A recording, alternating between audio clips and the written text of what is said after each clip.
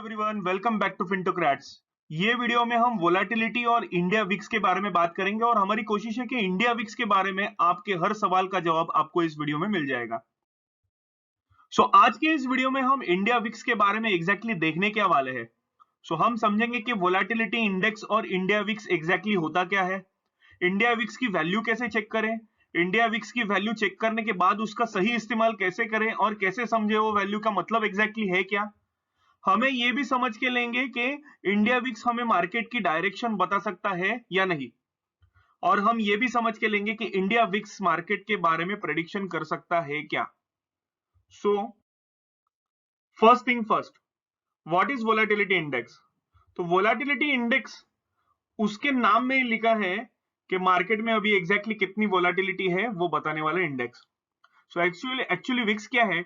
Vicks actually हमें market का sentiment बताता है। यूएस मार्केट का जो विक्स है उसे S&P 500 विक्स कहा जाता है, जिसको देख के हमें पता चलता है कि यूएस मार्केट में अभी एग्जैक्टली कितनी वोलेटिलिटी है। सिमिलरली इंडिया का जो वर्जन है, इंडिया के मार्केट का जो वोलेटिलिटी इंडेक्स है उसे बोलते हैं इंडिया विक्स, जो भारत देश में अप्रैल 2008 में इंट्रोड्यूस किया था। So whenever we are doing trading okay और investing we can make use of it. तो मान लो आप इंडियन मार्केट में ट्रेडिंग या इन्वेस्टिंग कर रहे हो, तो इंडिया विक्स को देख के हमें मार्केट में अभी क्या माहौल है ये समझ के ले सकते हैं। मतलब मार्केट में अभी कितना रिस्क है, डर का माहौल कितना है, मार्केट में रोलर कोस्टर राइड चल रही है या फिर मार्केट में अभी बोरिंग ट्रेंड चल रही है, राइट। अगर विक्स ज्यादा है तो मार्केट में ज्यादा डर का माहौल है, और अगर विक्स कम है तो ऑब्वियसली मार्केट में डर का माहौल कम है।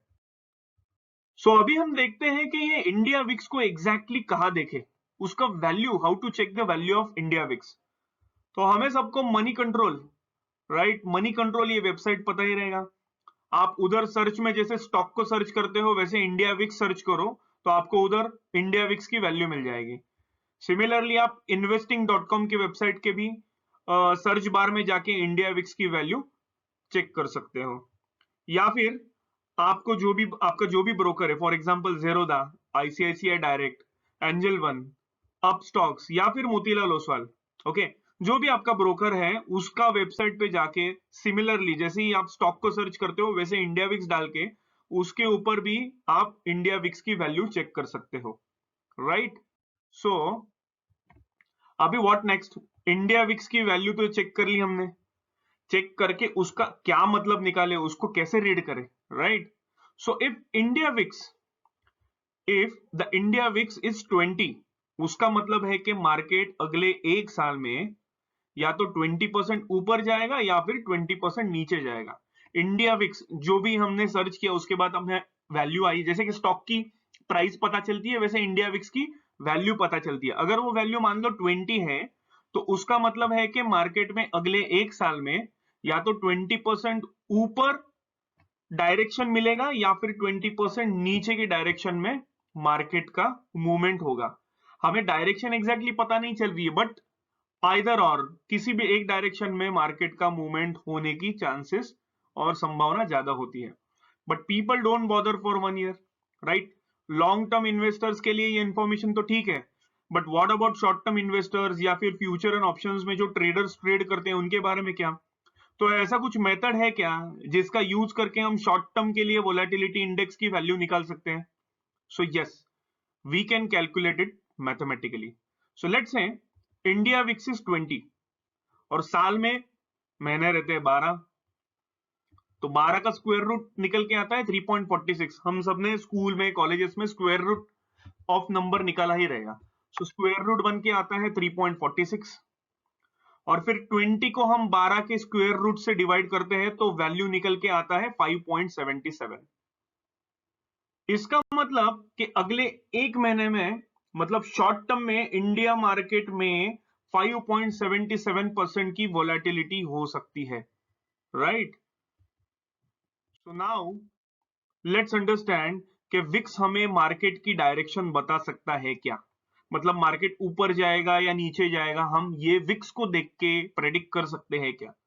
सो the answer is no, VIX हमें मार्केट की डायरेक्शन नहीं बता सकता। विक्स हमें मार्केट में कितनी वोलाटिलिटी आ सकती है उतना ही बताता है, पर ये वोलाटिलिटी ऊपर के डायरेक्शन में जाएगी या फिर नीचे के डायरेक्शन में जाएगी ये नहीं बताता। तो एक थंब रूल है, राइट, एक थंब रूल ऐसा है कि ये विक्स 25 के ऊपर जाता है तो हमें थोड़ा संभाल के, रादर 25 के नीचे रहता है तो हम अच्छे से ट्रेडिंग कर सकते हैं, बट ये 25 के अगर ऊपर जाता है तो हमें थोड़ा संभाल के ट्रेडिंग या इन्वेस्टिंग करना चाहिए। सो थंब रूल इज व्हाट, अगर विक्स 25 के नीचे है तो अच्छा है, मतलब मार्केट स्मूथली ट्रेड कर रहा है, और अगर ये विक्स 25 के ऊपर जाता है तो हमें थोड़ा संभाल के ट्रेडिंग या इन्वेस्टिंग करनी चाहिए। अगर हम कोविड, जो भी कोविड था उसके मार्केट फॉल को अगर देखते हैं, आपके सामने मैंने एक लेफ्ट में चार्ट लगाया हुआ है जिसको अगर आप देखते हो तो वो टाइम में इंडिया विक्स ने 86 की वैल्यू टच की थी, मतलब मार्केट में तब वोलेटिलिटी एकदम पीक पे थी, यानी कि डर का माहौल बहुत ज्यादा था।